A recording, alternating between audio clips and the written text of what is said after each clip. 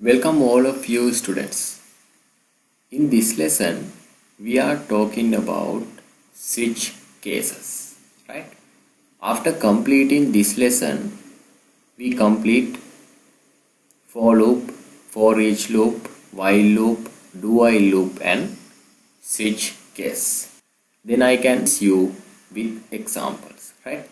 First of all, I want to explain what is this switch case and how switch case work, right? This is sample image explaining how switch case work, but I want to explain that it with practical code, right? First of all, I want to create a new project,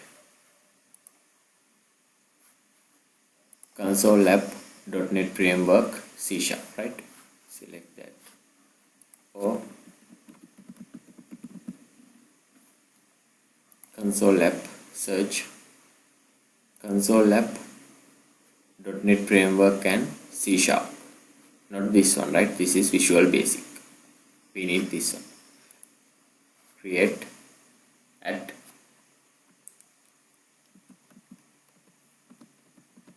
switch case project and keep solution name and select whatever .NET framework version. It should higher than 4.5, right? Then create your project. And first of all, I want to add my project into GitHub, right? For that, you can click this button, add to source control or file and add to source control. After adding source control, you can see this option, master, and your solution name and no changes to unpush commit. Add to source control button, you have two unpublished commit. Actually, this two unpublished commit contain git attribute and then files, right? Okay. First of all, this console app project has one class called program or program.c# and it contains main method, right? I am adding new class.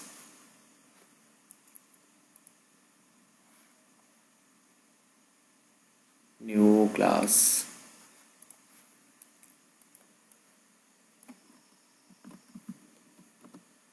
Switch case.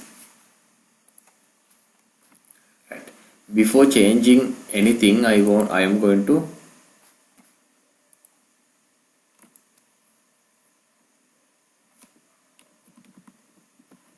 initial commit and commit your changes, save, push to GitHub. With this commit, right, no description. With this commit, you can see three commits, right? This three unpublished commit, right? First time it create. Now I am adding my changes. Make this class public, right? First of all, add one method inside this class. Public void example class, not method, right? Within this method, I create a switch, select this one and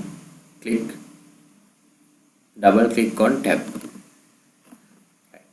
This is your basic switch case, right? For that,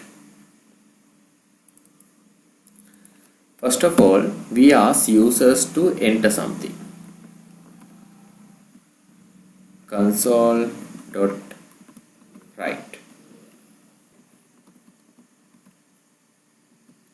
Enter a number.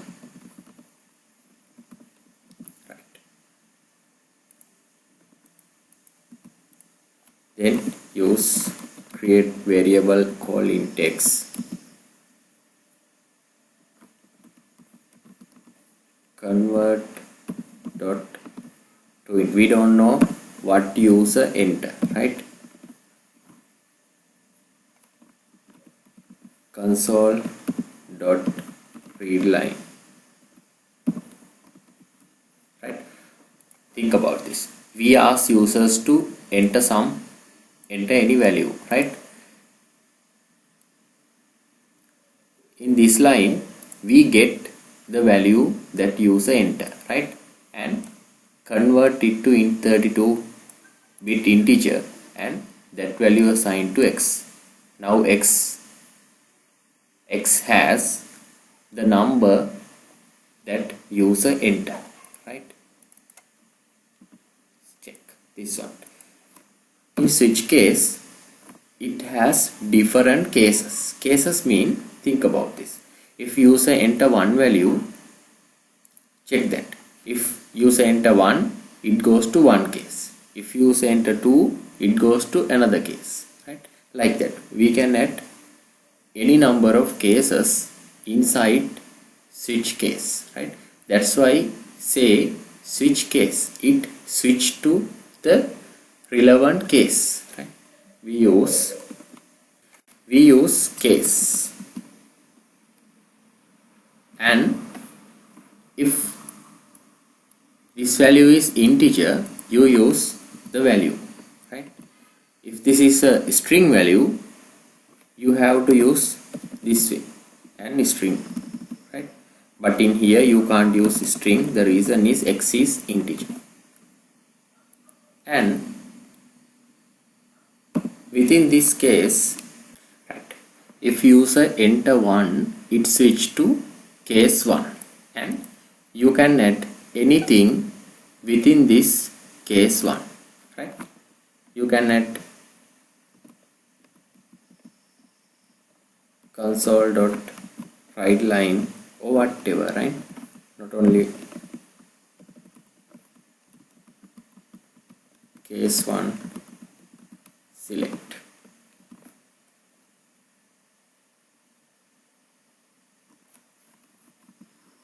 This way, but you need break statement, right? Now I want to explain how switch case work, right? First of all, I add few cases. 2, 4. 4 is enough. 3.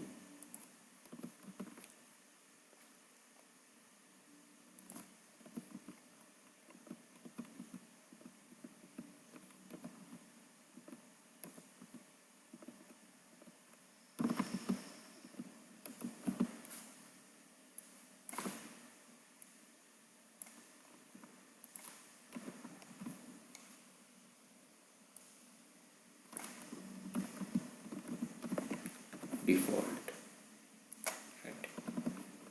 Think about this. We ask users to enter some number, right? We can't trust users. For programmers, we said never trust users. User will enter anything, right? We have to validate what user enter. Sometimes it will be SQL injection like that, right? Don't worry about that. But right, we get that value the user enter, right? We convert that value to int 32-bit, right? Then it becomes to integer value, and that value assigned to this variable, right? Now we use that variable for switch statement. Switch mean switch cases, right? Not statement.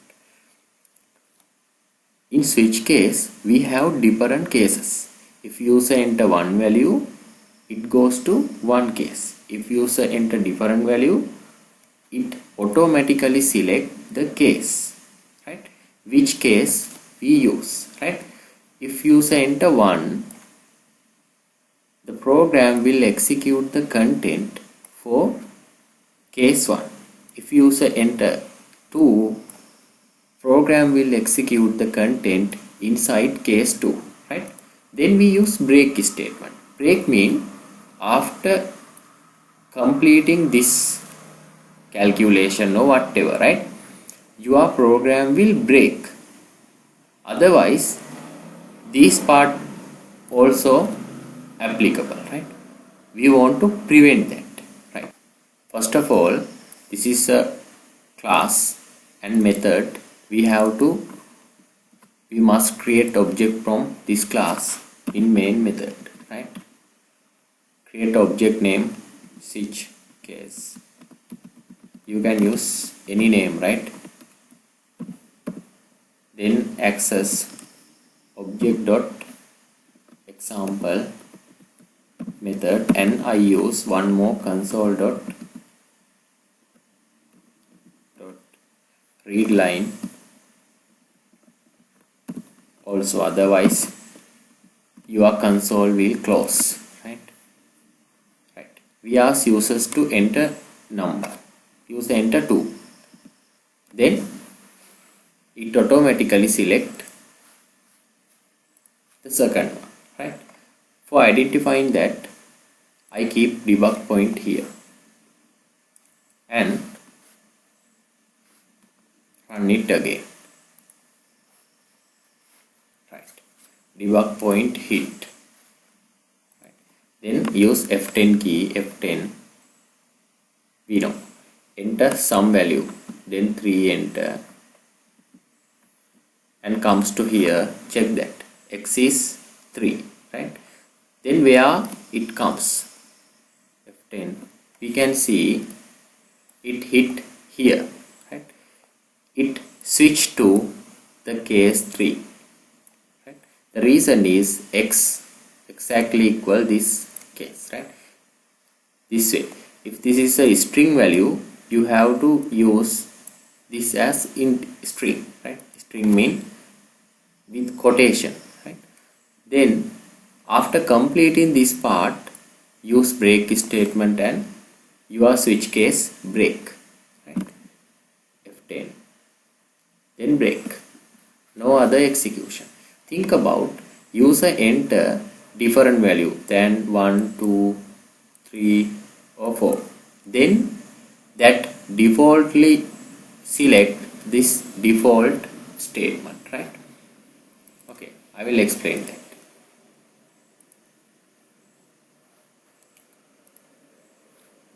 Ask users to enter this value, default select, right? No cases to select 1, 2, 3, 4, right? Then it automatically select this default statement, right? Remember this thing, why we use switch case, right? If when we want to switch our program to different scenarios, right? If case 1 we want to execute one scenario, if case 2 we want to execute different scenario, like that, right? That kind of situation we use switch case, right? Switch case mean it switch to different cases, right? It contain, remember this thing, break statement and default statement, right? In C sharp we must use this break statement, right? If we can't run the program without break statement, right? This way, this is the for loop, this is the switch case example. I think now you have idea about this, right? Then after completing this example, this lesson, I want to start coding exercises with covering all the loops and arithmetic operations and all the things, right? Okay, let's move into next part.